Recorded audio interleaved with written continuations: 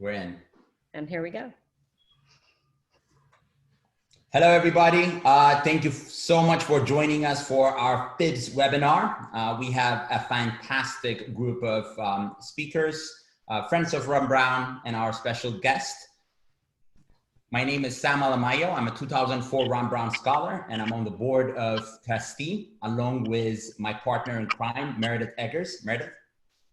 Thanks for being here, everybody. Sam's going to go ahead and start with the introductions from everyone, and then we'll get started. Wonderful. First, I want to introduce, for those that are coming in for the first time or that are friends of Ron Brown or looking into the Ron Brown Scholars Program, I want to introduce the Ron Brown Scholars Program, and I will also introduce the speakers and start our conversation. So the Ron Brown Scholars Program is dedicated to nurturing the next generation of African Americans leader. It is so important for our community to remain connected while we live apart in this unpredictable times. Each week, members of our community will share the panel to discuss relevant topics. Ron Brown supports students before entering college, during their college years, and after graduation. The Ron Brown Scholarship honors the legacy of the late Secretary Ronald H. Brown, the Secretary of Commerce during the Clinton administration, through a selective scholarship program that advances higher education for community-minded and intellectually gifted African Americans. The program competitively awards Ron Brown scholars 4 years, $40,000 scholarship, $10,000 each year, to the most talented and economically challenged high school seniors who demonstrate a keen interest in public service, community engagement, business entrepreneurship, and global citizenship. The 4 pillars of the late Ronald H. Brown's mission to uplift people of all races, cultures, and ethnicities, especially our disadvantaged youth. There's never been a better time to call on that pipeline of leadership. The time has come that we all have access to candid and honest conversations about the impact race has in our life. Thank you for joining us for the beginning of that candid conversation with an eye on realistic and impactful change with current and future leaders. Today, we have 2 Ron Brown Scholar alumni. They're one of my favorite individuals out there. First, I want to introduce Brandon Nicholson. Actually, I should say Dr. Brandon Nicholson, PhD, Ron Brown Scholar Class of 2001, founding executive director of the Hidden Genius Project. Brandon is an Oakland native, founding executive director of the Hidden Genius Program. He has always felt a deep sense of commitment to promoting equity in the public realm, particularly in the education space. Brandon has conducted substantial research in the areas of education and youth development, with a particular focus on issues of equity and access in K-12 education for underserved population. He has considerable experience investigating linkages among race, class, and youth development. Brandon graduated from Princeton University with a major in public policy and a PhD in educational policy from University of California, Berkeley. Not a fan of their football program, but they got a good school. Naveen Muhammad, my fellow Stanford grad, is a Ron Brown Scholar, class of 2007. Naveen Mahmood. Naveen is an entrepreneur and producer on a personal mission to architect the social, educational, and business structures that power a future where all humans are participating in healthy and thriving communities. Most recently, Naveen has focused on growing production and partnership for Young Vets, a nonprofit production house that designs high-quality learning experiences for youth athletes. Her focus there has been crafting experiential and digital mechanisms that teach youth athletes to participate in their sport as a classroom for personal development. Her contributions are inspired by her own experience as an athlete, a a former lacrosse player and a lifelong athlete, and by a research-informed belief that athletes are our nation's most overlooked and underutilized human capital resource. I love that. Naveen graduated from Stanford University with a BA in psychology, focused on mind, culture, and society, and a minor in Arabic language. And then from our board of trustee, we have Mr. Jonathan Mariner, board of trustee of the Ram Brown Scholar Program, founder and president of Tax Day, senior advisor to Overtime Sports, and former executive VP and CFO at Major League Baseball. Mr. Mariner is a private investor, entrepreneur, and independent board member with more than 2 decades of experience in Major League Sports. He's currently founder and president of Tax Day, a private software firm that helps users track their multi-state travel for tax purposes. I understand a sports person coming up with that type of startup. Jonathan recently completed an appointment by the Walt Disney Company to the role of interim head of regional sports networks, where he was responsible for overseeing the independent operation of RSN, including programming, distribution, sales, and operational functions until Disney successfully sold them in August of 2019. Jonathan spent over 14 years with Major League Baseball within the Office of the Commissioner, having served as Executive Vice President and CFO and a CIO. Last but not least, we have our special guest, the one and only Mr. Ronnie Lott, founder HRJ Capital, founder All Stars Helping Kids, and 4-time Super Bowl champion and NFL Hall of Famer. Mr. Ronnie Lott has been a champion and a leader his entire life. Lott's personal football career spanned over 14 seasons from 1981 to 1995, during which he won 4 Super Bowl titles with the San Francisco 49ers. Mr. Lott made more than 1,000 tackles as a cornerback and safety in the NFL, considered one of the greatest safety of all time. Mr. Lott, it is an honor to have you with us with the Ram Brown Scholars Program. I really, really appreciate you joining us. My first question is to you. We are currently going through the COVID-19, which everybody is considering to be a great reset. And the thing about resets could be a great opportunity to restart things the right way, or things could go back the way they used to be, and it could be a missed opportunity. How do you see this tumultuous time being used in a positive way to restart things and nudge them in the right direction? Well, I think one of the things that's really fascinating about where we're at, and thank you for the introduction, the thing that I think that's really prominent about today is that we all get to reimagine our lives. And one of the things that's really challenging is that imagine that you're in a game and all of a sudden the ball is turned over. The question is, when you go into the game, what are you prepared to do? And what are you prepared to understand how to rectify the situation? And usually it comes from understanding the things that you don't see. And so one of the things that I would say to you is that I'm constantly looking for the things that I don't know. And the reason I'm constantly looking for that is because now all of a sudden, my imagination, my awareness, my thoughts of how I think about others could be possible to the point where now I have a chance to maybe make an incredible play.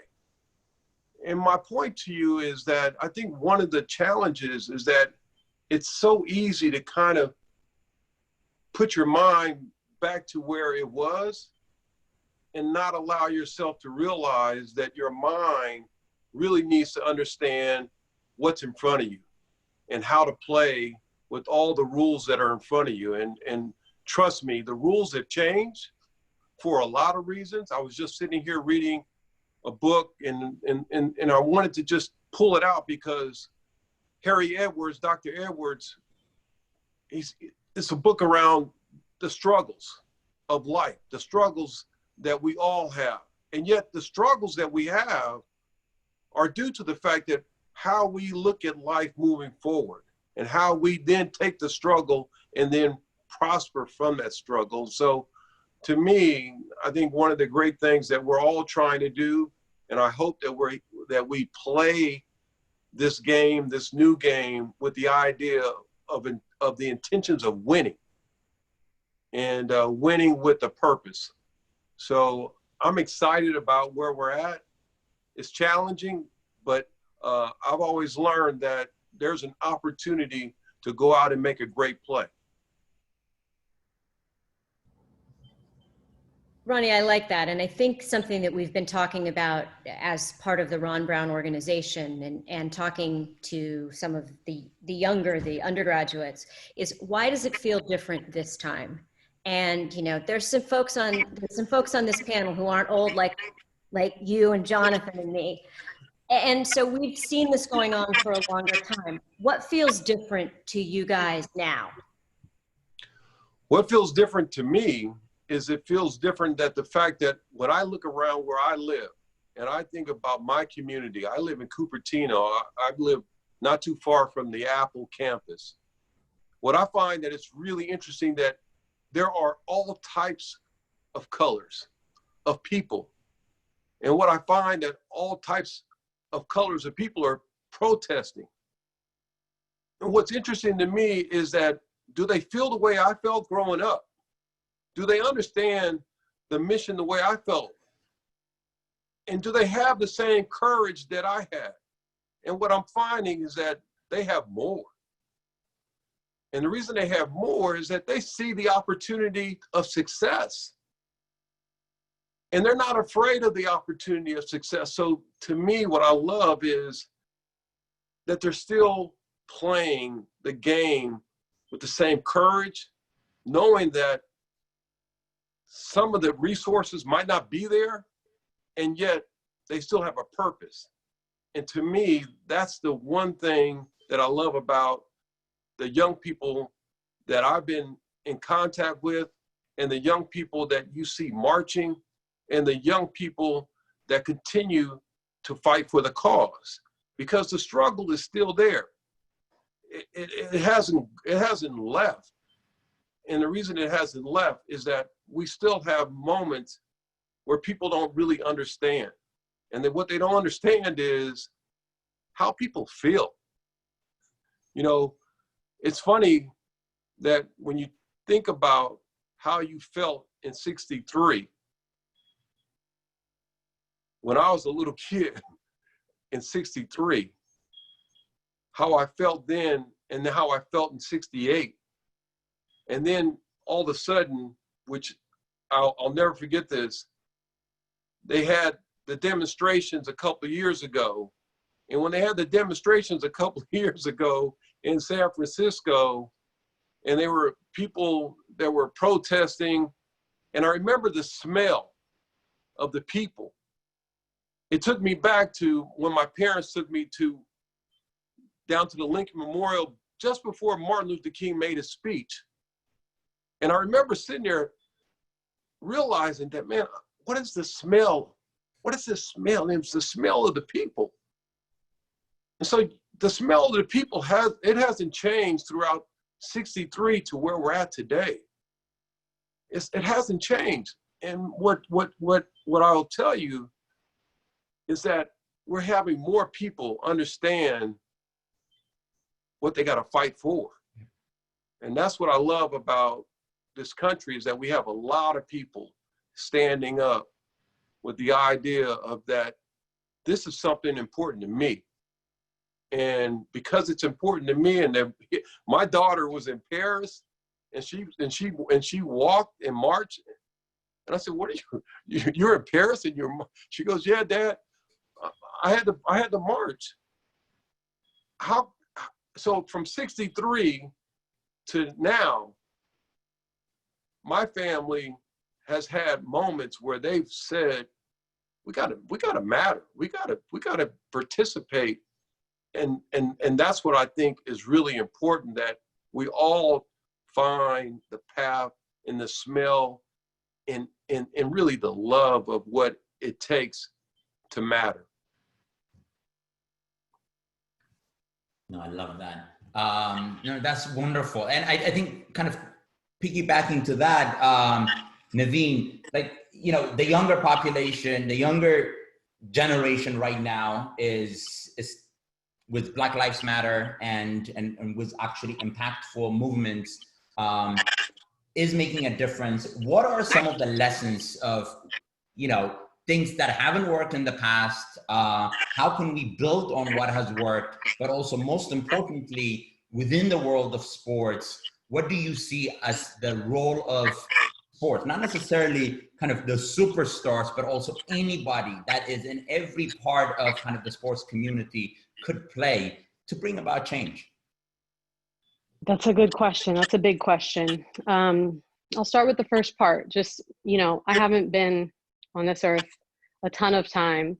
I've been asking a lot of my elders to talk to me about how they feel about this moment in comparison, and, you know, things that they maybe were doing and they've now seen them play out, and they've been able to tell me this really worked, this didn't. I think one of the biggest things, if I had to zoom in on one thing that I think we really need to kind of revise and revisit when it comes to our social values, are this kind of blanket acceptance that, like, the right path forward is college, that the right path forward necessitates a college degree and higher education. And I think that, if anything, COVID is really showing us that we have such a wide fabric of community that makes our world go round, and we have to make people thrive at all of those levels. And every path won't include that college degree, but yet we kind of socially and educationally, I think, organize our resources to support that path and those kids. And unfortunately, to be really candid, colleges are feeding this system that we're all living under, that we're seeing is a little bit broken, that it really needs some real revisions. And so I think alongside that, you know, that need to go to college and that focus on that being the only path of success, and only kids who are headed there, the ones that are valuable and getting attention at school, you know, particularly public schools, where attention is lacking for some kids. We also, I think, just have this kind of social value and willingness to be okay ranking people in the world in terms of their value, in terms of how much they mean, how wonderful they are. And we also tend to ascribe those very positive values just when someone has money.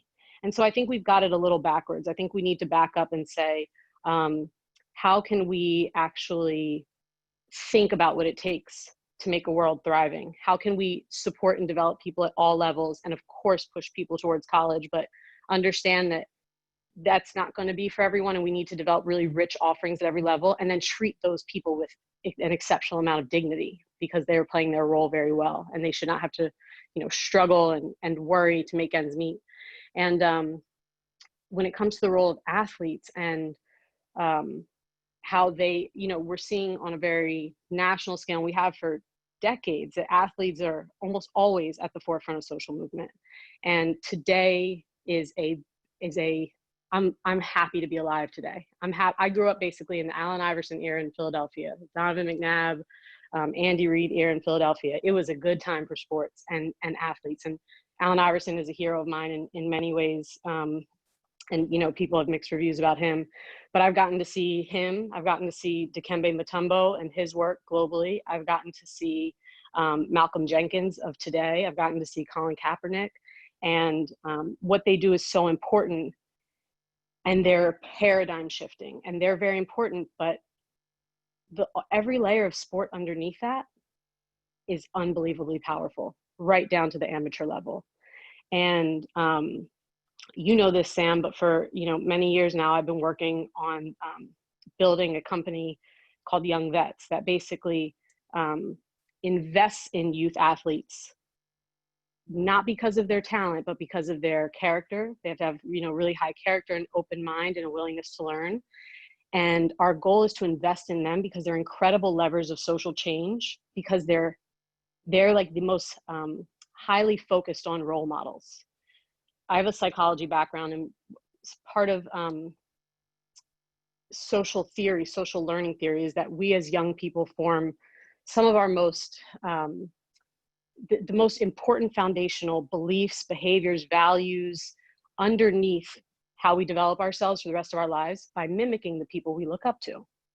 And the more accessible that person is to us and the more we admire them, the more, the stronger their imprint is on us. And athletes have that imprint from the national level, that of all those athletes I just mentioned, right on down to, you know, I'll say one of our young vets named Kyrie, who's in college now, but grew up in Philadelphia, and kids watched him, kids mimicked him. And every little shift in behavior that he made had a positive effect, as testified to by his coaches, his parents. People are all around him saying, you're really doing amazing things. And like, you're making this team better, and everyone's paying attention. And in class, when I can leave you in charge and you're a popular kid, but you also know what to do, what's right, that's a powerful lever of change. And you know, it's stated in my bio, but it's my belief that athletes are like our single most underutilized source of human capital and leadership on every level, and particularly socially when it comes to movements like this. And I'd really like to see more coaches on the youth level, more programs on the youth level adopt this mentality that they can be developing the best assets that their school community has on campus, or their city, their town has, you know, locally. So that's kind of my point of view on things. And I hope we can really expand our notions of talent to help see some of the things that, you know, athletes, even who, let's say, aren't classroom performers, despite how hard they try, where are their gifts? Let's go find them. Let's search for them and bring them out and shine light on them. So that's my take. No, that's powerful. And staying on kind of that developing talent side, Brandon, I want to pull you in. Kind of the hidden genius. By the way, the title of both of your nonprofit organizations is phenomenal. Hidden Genius, Young Vets, just like, yeah, amazing. With the Hidden Genius program, you know, you're saying not everybody could be a superstar. Like, the chances of a kid ever becoming Ronnie Lott is like winning a lottery. and it's not easy, and it does not happen easily. But the chance of somebody becoming a really good coder, that's actually a really good chance. The chance of somebody becoming a doctor is a very realistic chance. Can you tell us more around, but it doesn't happen as easily. That percentage has eluded our communities, and kind of with the work of Hidden Genius, as well as kind of what you see in this current community around kind of developing this talent and allowing coders to be seen as superstars as well. Yeah, well, I mean, of course, I respect Sam a great deal. So when I say I actually have to flip the paradigm a bit, it's not because I don't love Sam. It's just because we got to expand our mindset a little bit. But so our organization, the Hidden Genius Project, we train and mentor Black male youth in technology creation, entrepreneurship, and leadership skills to transform their lives and communities. Believe it or not, we exist first and foremost to help young people realize their dreams and realize their potential, whatever those dreams may be. And we're a youth development organization first, wrapping our arms around young men, and especially in our intensive component, which is 15 months, 800 hours cohort-based for young men in high school. We're trying to empower them to be whatever they want to be. Actually, sports is a really important part of our narrative for the reasons you might not think. So actually, Sam and Meredith said, push the envelope today, so we're going to push it. A pro sports career is quite accessible. And it's actually folks with privilege who understand this really well. Now, Ronnie and Jonathan understand full well being on the field is not nearly as accessible. But for every time you click on the lights in that arena, 1,000 some odd people are getting paid for what's happening, who are not the players. Folks with privilege know, you know, Meredith talked about, hey, don't be afraid to say it. And what we'll say, Meredith, is if you've never told your child, if they looked you in the eyes and said, I love sports, you never said, be a doctor. You said, hey, you know, you might be a little shorter, a little slow, or whatever it is. So let's find another avenue. Jonathan Mariner had a very successful pro sports career. That's what we're trying to tell people. You don't have to give up what you love. You don't have to stop playing. You don't have to shift your dream. If you wake up every day wanting to get into a sanctioned car wreck like Ronnie did at the high school level or college level or pro level, then, you know, who am I to tell you to do something else, right? But what I can tell you is there's so many ways that you can learn skills to then become the greatest possible football player you can be.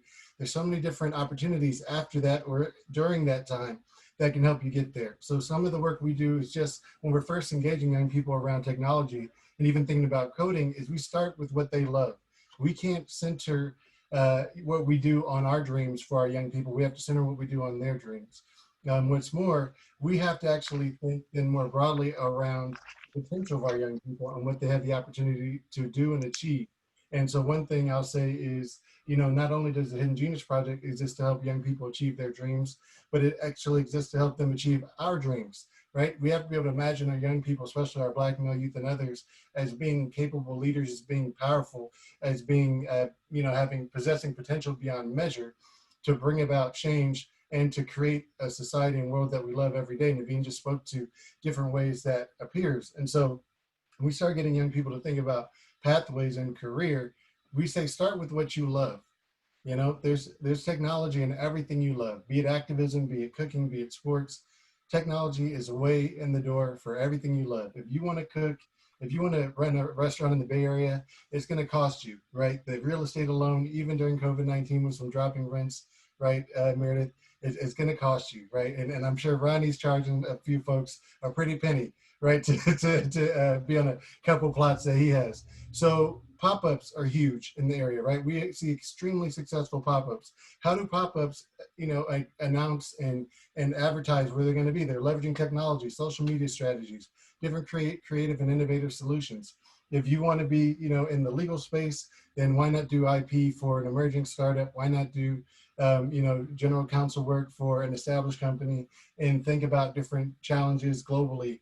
You know, why not work in policy for Google Trust and Safety, as we had, you know, partnership with Google, where the Trust and Safety team was coming to talk to our young people all about the policy and legal distinctions of if you post a picture of a woman in a bikini next to a beer for a beer ad in the United States, if that's an ad here, is that considered pornography? And everyone said no. And they said, well, what about in Iran or in Jordan or so on and so forth? And so they actually brought teams of folks with business backgrounds, legal backgrounds, et cetera, to talk about how they navigate that. And the young people loved it, right? So, you know, if they just loved beer or loved pictures of women in bikinis, you know, we don't want them to objectify. We're trying to raise allies, but we start with where they are and we try and shift that perspective. Sure, the beer and the bikini might be your thing, but let's talk about the larger opportunity in the larger context. So coming back to sports, we can't fall for the okie doke. And if I sound like I'm very passionate about it, it's because I am. Because so many young people then are told, find a backup plan. They end up selling insurance and hating it when they live and breathe football. So what they could have been doing is working in advanced analytics, working with companies like Second Spectrum, working with the NBA, who's putting 3D video and capturing analytics from 3D video in every NBA arena. So when you get the shot charts and the heat maps and Steph Curry's, you know, dark or bright green and the corner, et cetera, that's all happening via coding. That's all happening via artificial intelligence, machine learning, et cetera. There's so many ways to get into that space. When you look at coaching, you know, the Warriors are now employing as many folks who are writing scripts, right, to do their analytics as they are coaches who are just, you know, teaching basic drills. Some of those folks are on the coaching staff. Some of those folks are scouts. Some of those folks are working in the front office doing personnel. There's so many ways to break into this space. Journalism. Who's your favorite Black fantasy sports journalist who wasn't already a professional athlete or a journalist in the space? I'll wait. Does that mean that all of a sudden, for all the disproportionate understanding or emphasis on a narrative around how, you know, Black male youth or Black youth or youth of color are obsessed with sports, we got so obsessed that somehow how we forgot to be in the fantasy sports journalism space? No, we didn't forget. We just didn't know. We didn't get the access. So when we cut that off, then what we end up saying is, here's this thing you love. Go be an insurance salesman. Go be a doctor, even though you're squeamish and you hate blood. And don't find this opportunity to leverage skills that are quite accessible, quite lucrative, and transferable. And now maybe I start with sports and I learn to build back-end databases, or I learn to write script, but then I end up transferring those skills to something else, like the medical space, like, you know, as Jonathan, he made a shift, right? I might have been able to work for Jonathan at MLB and MLB.com and then shifted with him to a startup, working in the analytics space. He would have needed me all the same. So I can hook you in with what you love, give you some skills that transfer, then expand your viewpoint, show you more things, and then let you make a more informed decision. Now that's awesome. Amazing program. I stand totally corrected because I mean, you're absolutely right. I think tapping into and listening what that core passion is going to drive you a lot further in life. Jonathan, I want to pull you in on kind of the business side of sports and how what is the role of the business side of sport in social change, as much as kind of, and as Brandon has talked about, the ability to be able to tap into that passion, and someone may not end up becoming a professional athlete, but the business of sport is quite wide, not necessarily within the professional organizations, but also in many other sponsors and others that are focused on the sports world. Sure. Thank you. Glad to be here. And I have to do a shout out to my good friend, Ronnie Lott. As I listened to him talk, I said to myself, it's easy to see why he has 4 Super Bowl rings. You know, I could see sitting in a locker room with him, you know, wanting to run out after halftime and basically make sure you win. He's got winner written all over him. You know, as I was thinking about all the conversations, you know, my sports career ended in junior high school. I simply wasn't good enough athlete at the time to make a living off of my talents. I still have a love for the sport recreationally, but I was able to, as Brandon has mentioned, you know, maintain a passion, but do it in a way that really suited my skill set. You know, when I think about sports, I think I'm probably not saying anything you haven't heard before. Sport has been a catalyst for change in so many different ways. When I first got involved on the business side of sports, it was back in the early 90s, and it really wasn't, you didn't have the same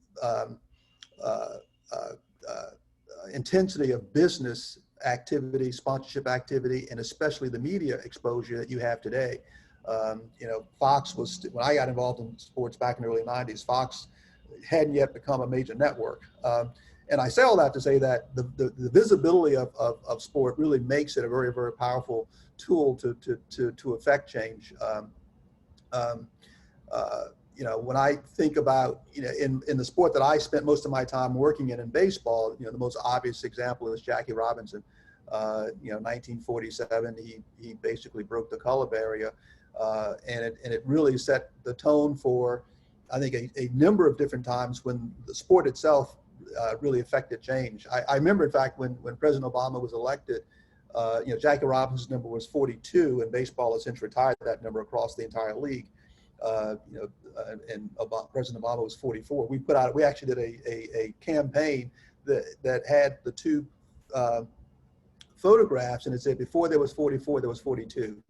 And it really kind of highlighted the fact that you know, sport really has been a catalyst for change in so many ways. You look at the 1968 Olympics with Tommy Smith and John Carlos, their protests.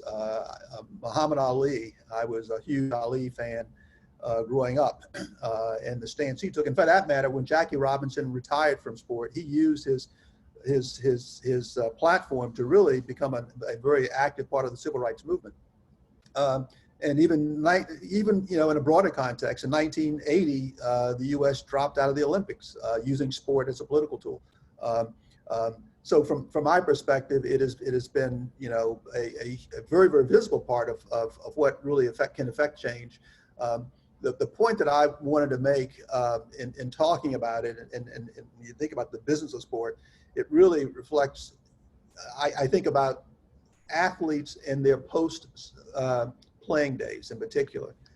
When I think about the business side of sports, I think about you know, hopefully over the course of a playing career, an athlete will not only learn what's happening on the field, but learning what's happening, you know, behind the scenes, and to kind of use some of that learning to really extend their career. Ronnie's a great example of someone who, as I've spoken to him, you know, you get exposed an awful lot, you know, wearing that uniform. A lot of those sponsors want you to make appearances, and if you don't take advantage of that, it could really limit your your ability to extend your career and to really have a life after you finish playing. So the business side of sports really can be a pathway for a lot of athletes and a lot of others to really, have a fulfilling professional life beyond what happens when you take the uniform off. So I think that is a really a powerful partnership between the business side of what happens and what happens on the field to really help athletes go beyond. You've probably all seen various stories, and I know ESPN did a special called Broke that talked about how something like 2/3 of many professional athletes within 5 years of playing career end up broke in some way, not having what they earned. And to me, you think about the business side of sports, that is, should be for any athlete and for those who are even counseling athletes. You may be parents of at some point of athletes. Remember that there's a business side that extends far beyond what happens between those white lines. So I'd love to jump in and just add that the powerful thing about athletes transitioning into those roles after they've had a chance to either tap into what they love or learn about what's going on behind the scenes is that they become excellent at it very quickly because of sport.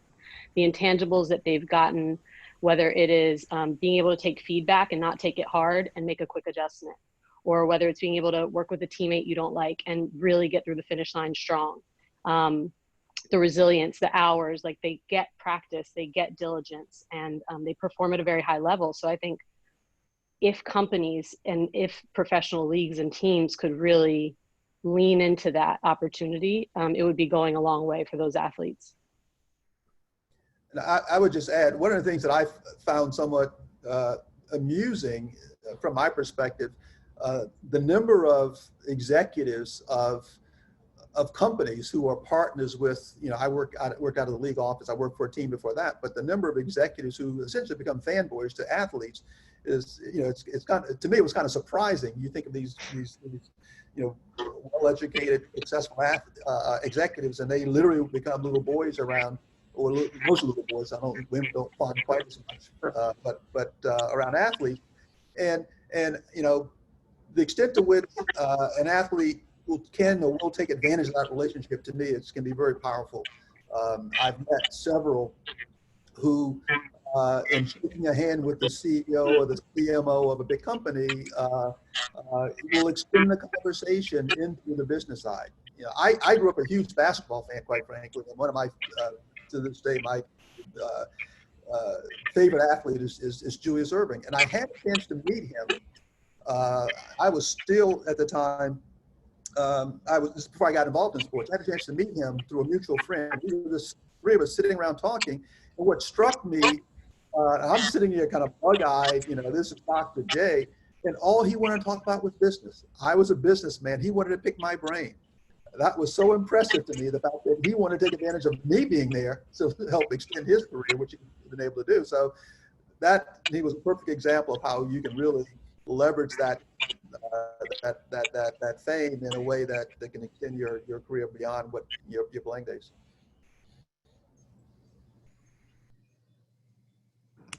So, yeah, Ronnie, I want to pull you into this part of the conversation because what you have done on the field and off the field is extremely impressive. And running a private equity firm now, what are some of the things that translate from kind of on the field to leadership and success off the field?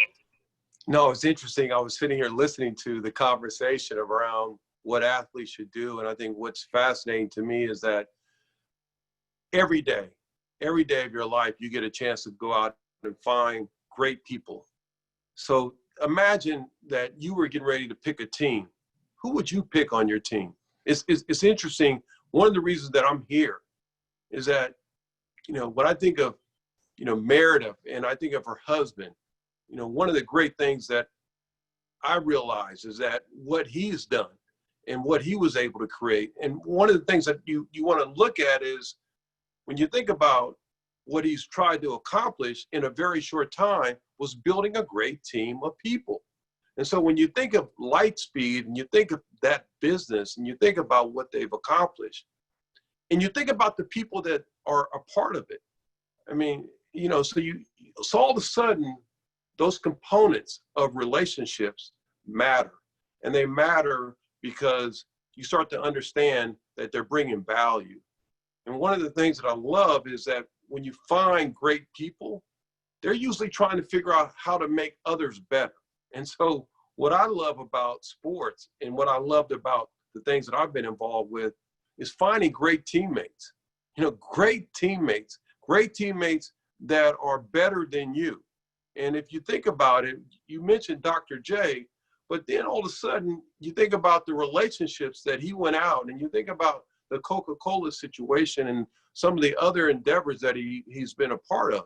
And then I think about Junior Bridgman, and I think about some of the endeavors that he's been a part of. And then I think about other athletes, like you think about Magic, and you think about what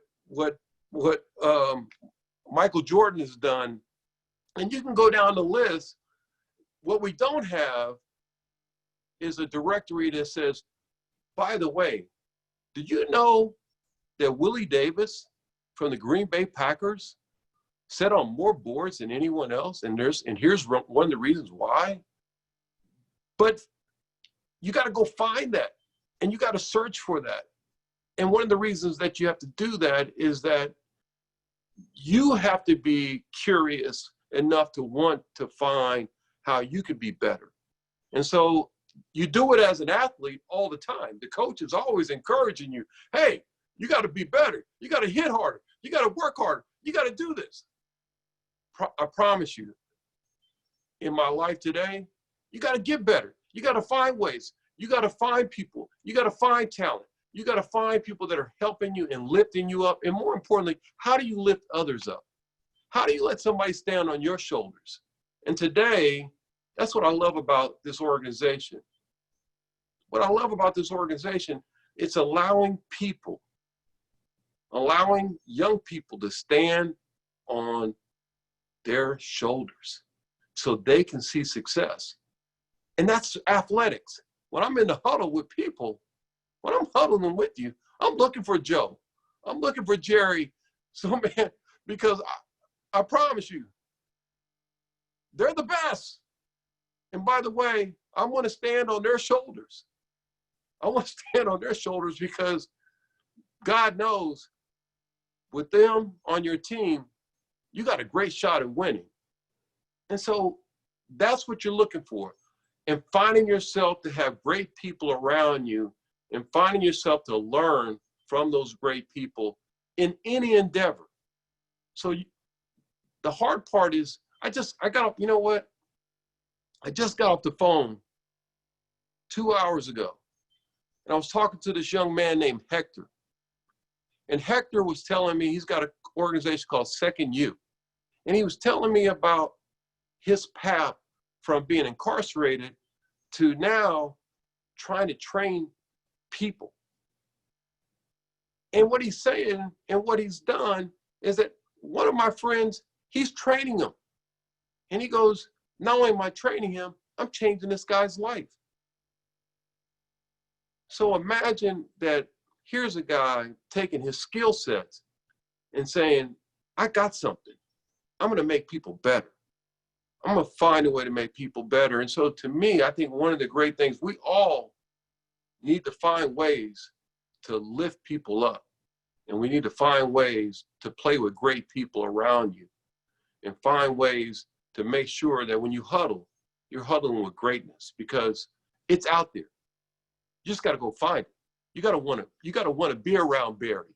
You got to want to be around the great people in the Valley. You got to want to be around the great professors at the various schools that you go to. You got to want it. You got to want to go out and find it. Wow, I love it. No, absolutely. But just, adding to that, how do you feel where, in the world of sports, professional sports is purely talent, go out, find the best talent, put them next to each other, and everybody's trying to go for that. In corporate America, just take an example, and I don't want to just pick Nike, but just Nike, with a similarity with sports. When it comes to endorsement, a majority of those athletes are quite diverse. It's mostly people of color who are the greatest in their individual sport. the top 16 leadership just below the board, or even in the board, kind of lacks in its diversity. And usually the example that you're given, oh, it's a pipeline. And no, like actually, if they want to find them the same way they go out and find those athletes, they could have found it, and it hasn't been there. Because usually those opportunities, even if you want to be part of the best, don't necessarily open in corporate America for a whole lot of people. How can we go about and how can we, especially athletes, can challenge, especially the corporations that depend on professional sports, but depend on sports to do what they do, to diversify and increase the quality of their representation within their executives? Well, I think one of the things that I've always felt is, how do you knock on the door? You know, look, you got to knock on the door. And if you don't knock on the door, it's going to be hard to actually get in. And you got to sometimes invite yourself in. One of the great things when I first came to the 49ers is I said, I'm going to find a way to figure out how to knock on the door. If Willie Davis from the Packers can do it, then Ronnie Lott should be able to knock on the door. And I should be able to know that I can walk in and meet people and talk to them and get to know them. It's interesting because I remember sitting here and I knocked on the door of Warren Hellman, great financier. And I remember sitting there talking with him. And he would talk to me about stretching. I would talk to him about how do you build some of these great companies. And what was interesting to me was that I had to knock on the door. I had to find a way to huddle up. Hard part in life sometimes is trying to knock on the door and get in. Now, it sounds simple, right? Because everybody says, well, oh, but it's you. And I'm like, no, we got to find a way to knock on the door. One of the great guys that I've admired and love is John Thompson. And when I met him, the first time I met him, we were playing golf. And he was just coming out to the valley, and we're playing golf, and I was talking to him and spending time with him, and I realized that being in that environment and being with him, he was here to play. He was here to try to find a way to make change. He was here to try to find a way to do something that maybe others couldn't do. And my point to you is that I can't get inside of him. All I know is that I admired him, and I watched him, and I believed in him, and I saw that there were certain things that he was going to do. And that's something that we got to tap into. You know, one of the great things that is so hard is to tap into the guy that's actually breaking through, that's actually making it happen. And one of the things that I think is really hard sometimes is that you got to find that guy, and you got to find how he's thought about his life, how he thinks about the world, what he is trying to do. And one of the things that Christopher Columbus, in his own way, said, hey, I'm going to explore. I don't know where I'm going, but I'm going to explore. And I think that one of the curious things that we all have to try to do is to find a way to knock on a door that we don't know. One of the hardest things that Jackie Robinson did, the hardest thing was finding a way to get in the door. And actually then when he got in, how do you make change? One of the things that Harry Edwards would say to me is, you got to find a way. The struggle is there, so you got to find a way. And so you see that Tommy Smith and John Carlos found a way. And my point to you is that we're all finding ways, and knowing what I know, it's never easy, But it was never easy waking up, running into somebody either.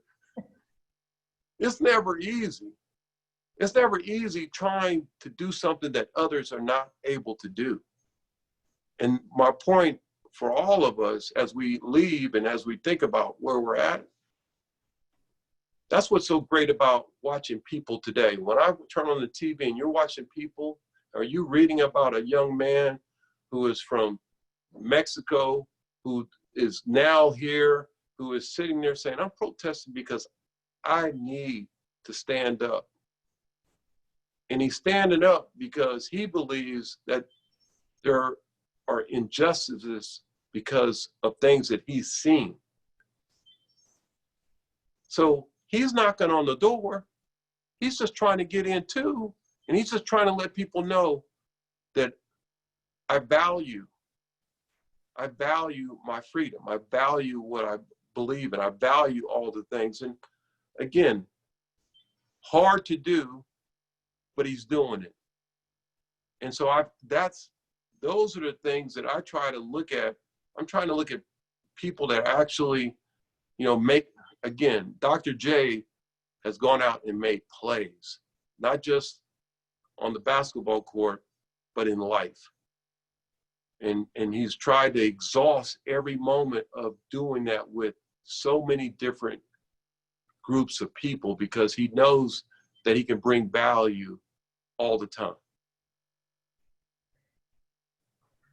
Ronnie, I love that. I just want to, what you're saying about getting people to knock on the door is such an important concept. And it's kind of, to me, I see these things needing to kind of meet in the middle where we develop youth who are confident enough to do that, driven, who have something in mind that they want to do or explore, and are encouraged and supported and actually met with willing access to these networks, no matter what level they're at. And that's why I so appreciate, Brandon and Hidden Genius. Like, that's a young organization that has taken their own point of view on what needs to happen and gotten it done and connected a network of young people into a more powerful network of people who are moving and shaking all over.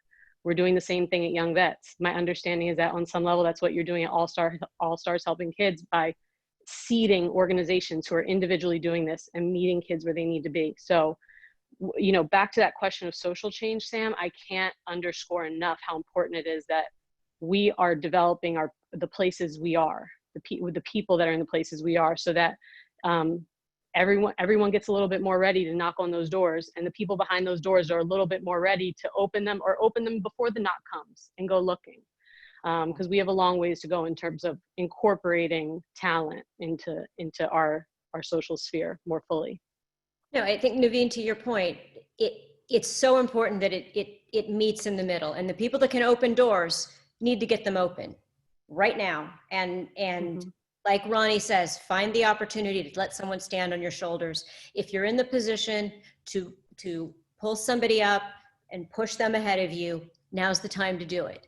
I think it's also important, as we look at these organizations, if we don't feel like they're doing it right, we get to vote, and we get to vote by not buying their products, not supporting their goods, not supporting their services. So I think it's also incredibly important that everyone become a really cognizant user of goods and services and make really good decisions.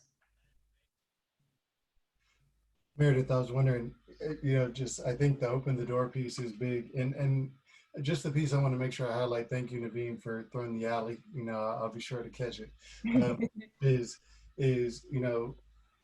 opening the door.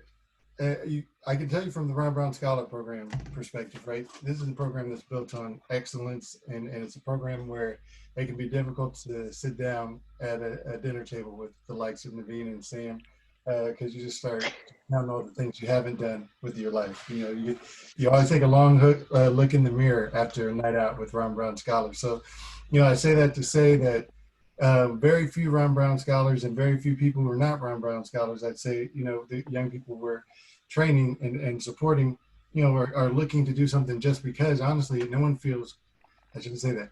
Many of us as human beings tend not to feel great when we can just show up and get to do something and have no business being there. Now, eventually you may convince yourself you're supposed to be there.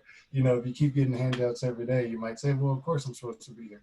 But I say that to say, no one's looking for a new program where you just pick people off the street. And a lot of times those in a position to open the door are conflating access and opportunity with quality or you know, lowering the bar. And I've got just a great example when it's always struck me. I know exactly how I feel about the space, but when we think about tech and what tech means and what happens when you have, you know, small rooms with small tables, you know, you end up running into issues, and eventually the market's going to catch up with you. But I can give you two very quick, concrete examples of, you know, where tech is developing.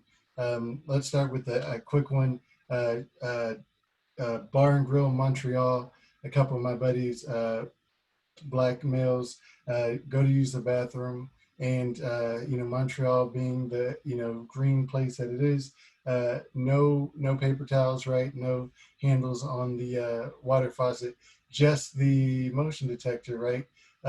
And these two black males, I kid you not, in this Bar and Grill bathroom, could not get water, soap, or paper towels to come out of that dispenser. I kid you not, white men, because it was, the wash area was actually co-ed, walking up right beside them, using the same, and water just coming out, just flowing. It was like Niagara Falls. They put their hands back under, dry. White guy, soap everywhere. My friends, nothing, right? It meant that there wasn't testing. Whatever was happening with that motion detection system, with the infrared sensor, et cetera, wasn't tested across phenotypes. People weren't thinking, whoa, multiple people could use this from around the world. Should we expand our testing and our model around this? Example number two, going to Accra, Ghana, catching an Uber. In Ghana, the Uber app allows you to do cash or credit because of the nature of the banking system, access to resources, et cetera, for common people who like to drive. So for the most part, it's a practice to use cash because of the implications for banking and access to capital in those environments. And so if you're living in Ghana, when you use Uber, you're using those options, you're picking cash, you come get picked up.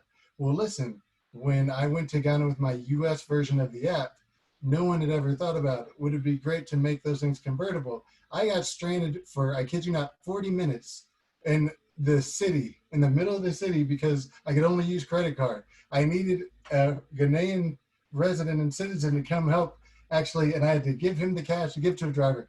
But I have to tell you the part that was so absurd. I promise you, it wasn't just that they weren't coming.